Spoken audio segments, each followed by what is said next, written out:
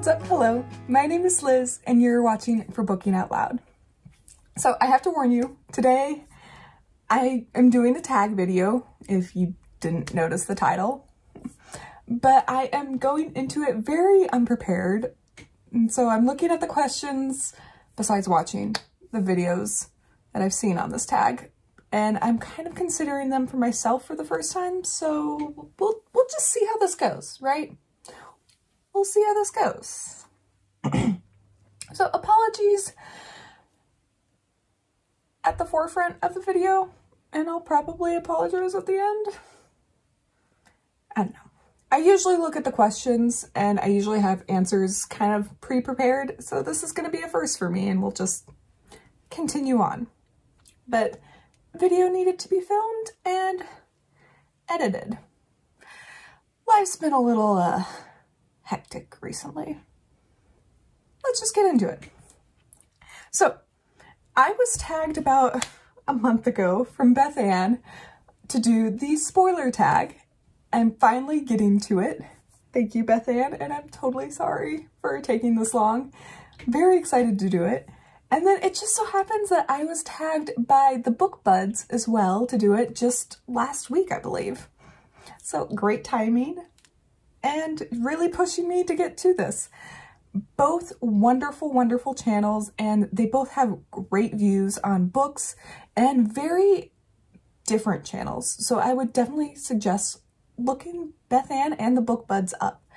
As always, I have both Bethanne and the book buds linked in my description below. Please check them out. Once again, wonderful, wonderful booktubers. And then the original spoiler book tag, the spoiler tag, is from Gunpowder, Fiction, and Plot. And of course, they're going to be linked below, as always. So let's just get into it. There are 9 questions, and therefore I will have 9 answers. We'll see. So question 1, what do you consider a spoiler? So a spoiler for a book, movie, TV show, I just consider something that ruins the plot or the twist at either middle or end of whatever I am consuming. So well, I don't really want to give an example. Just something that kind of ruins the book and ruins something that I would have found enjoyment from, especially discovering it on my own. That would be a spoiler. And that actually goes into question 2. Does the genre you're reading impact what you consider to be a spoiler? So I would say without a doubt, yes. So if I'm going to pick up a romance, you kind of go in expecting, yes, there's going to be 2 characters that get together somehow in some way. So it's not going to be a spoiler for me if someone says, hey, yeah, these 2 characters are going to get together romantically in this romance book. No, that's not a spoiler. But if I go into a book and I have no idea, reverse, go back a little bit. If I'm going into a mystery thriller novel and I have no idea what the twist is, because it's a mystery novel, there's usually twists, and I am always very excited for these twists, and someone completely ruins it for me, like so-and-so dies at the end, or it was so-and-so who killed the person.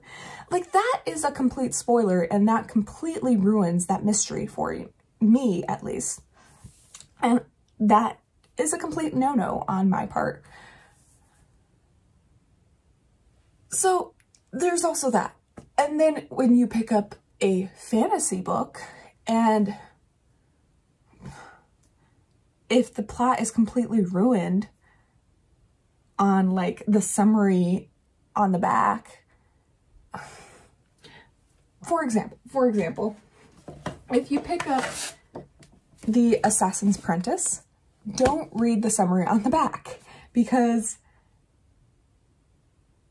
basically the summary on the back ruins the first half of the book for you, because it's telling you what's going to happen for the first half of the book.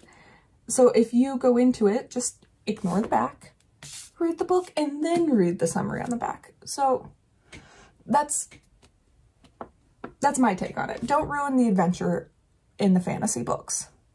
That was a long-winded answer, so. Number 3, all the best bits are in the trailer. Sometimes a synopsis can be too detailed. Do you research books prior to reading them, or do you prefer to know nothing about the book? If you have been watching any of my TBR videos, or yeah, basically any of my TBR videos or book hauls, I don't know pretty much anything about the books that I pick up for the month, year, what have you. I love knowing nothing about the books that I pick up because I like to be surprised. What can I say? I love going into books and just finding out the bare minimum. Like, even if I don't know the characters' names, I'm okay with that. Picking up the book and discovering it as I go. So I think the bare minimum is I read the back of the book and then I dive right into it. And a lot of the times the back of the book does not give you much. Sometimes I'll just pick up a book because it's described as a fantasy book or a romance book, and that's what I'm into, and that's okay with me. I don't need to know what the plot is about to dive into it. So I would say I don't research my books at all before I pick it up. And that's just me. Okay, question 4. Sometimes the introduction or translator's notes can spoil the ending, especially for classics. Has this ever happened to you? Yes. Yes, it has. I would say any time in school that I picked up a book and I tried to read the introduction, right, or the foreword by authors, that book has been ruined for me, or the ending. And it's gone so far as I refuse to read the introduction now until I finish the book. And this is actually one reason that I'm really impressed by some of Stephen King's introductions. He oftentimes forewarns readers, don't read this until you're done. And I think in particular, I noticed that when I was reading the Dark Tower series. He was like, don't do it, finish it, then read this. And I was really happy he had done that, because as a reader, you can choose then whether you want to continue and spoil it for yourself, or you can save the introduction and read it later, right? And then every single classic is always spoiled by that translator's note, that introduction. And I don't know if that's just because it's a classic and you're kind of expected to know it because of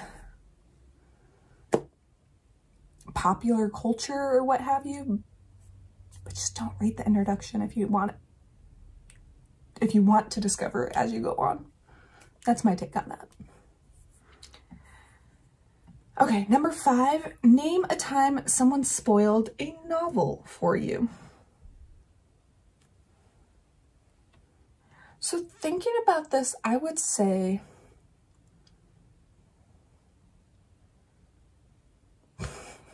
does The Lion King count for Shakespeare when I was younger? That's the one that kind of blares in my mind. Anytime a novel is popular in culture, that's pretty spoilery. I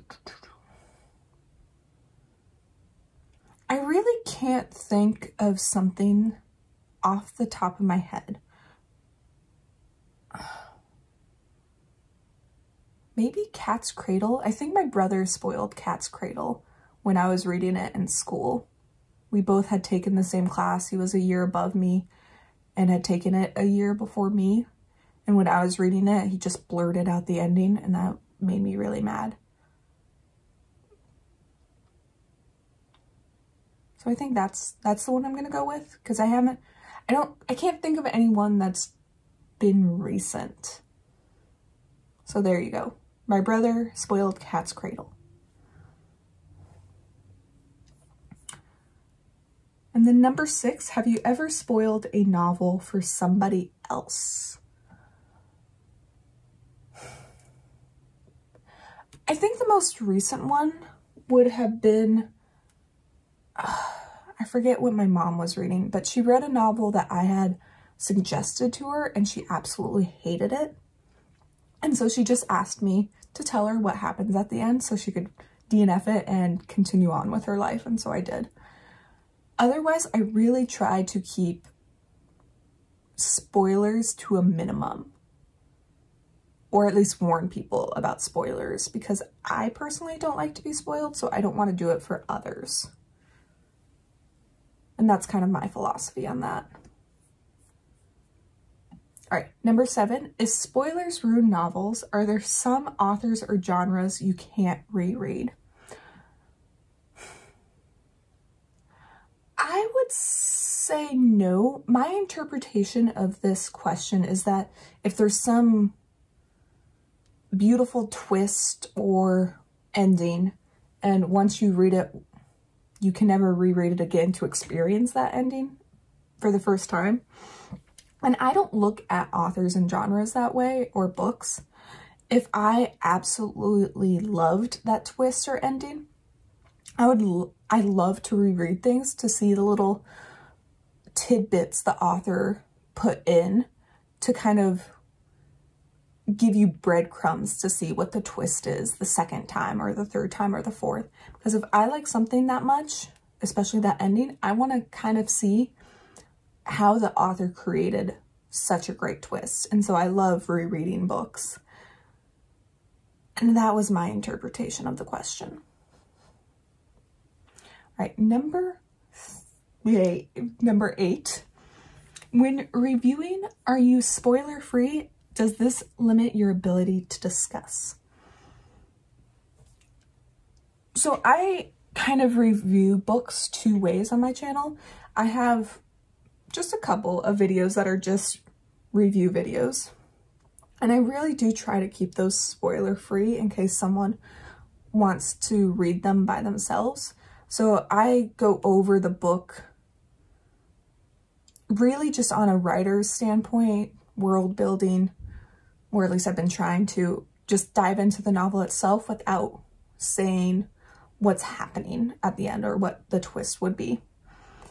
And so those reviews themselves are spoiler-free. And if it ever was a spoiler-filled review, I would definitely label that spoiler-filled or spoiler warning, because I would never want someone to go in and be spoiled by a book without wanting it to be spoiled.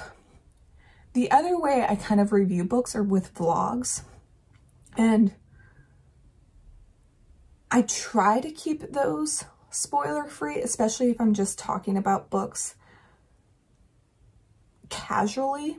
But if it's a specific series, like I recently did the Six of Crows trilogy as a vlog, I'll link it above and below if you're curious. I definitely filled that with spoilers, but I labeled it in the description that it is spoiler-filled. And I really should do a better job introducing the vlog at the beginning, saying that it's spoiler-filled. So I do need to work on that. But it is labeled in my video somewhere that there's spoilers of the series for those that don't want to be spoiled. And so I don't think it limits my ability to discuss a book, because there's so many things about a book that you can talk about. And then finally, number 9, shout out, tell about 5 channels you enjoy and tag them. So I'd say number 1 is Sunny Luca. I would be very curious to see her answers to this question. She's a wonderful booktube channel. I love to hear her thoughts on the very wide range of books she reads and checks out. Number 2 is A Couple Books. I've been watching him for a very long time. He has a really wide range of fantasy and sci-fi books that he reads, and I love his thoughts on everything he does read. Nerdy Nats Reads, I don't think she's done this tag yet, and again, I'm just curious to see her thoughts. She is a wonderful, wonderful booktuber. Mary the Raccoon is a relatively new booktuber, and I've really been enjoying her content, and I just want to see her thoughts. And along with Mary the Raccoon, Out of This World Reader is a newer booktuber, and I've been enjoying their content, and I'd love to see their thoughts on this tag. So I hope I haven't tagged anyone who's already been tagged or who's already done the video, but you've been tagged. And then of course, anyone else who sees this tag and wants to complete it, you are always tagged by me. But please, if you enjoyed it, give me a thumbs up, and I will see you all next time.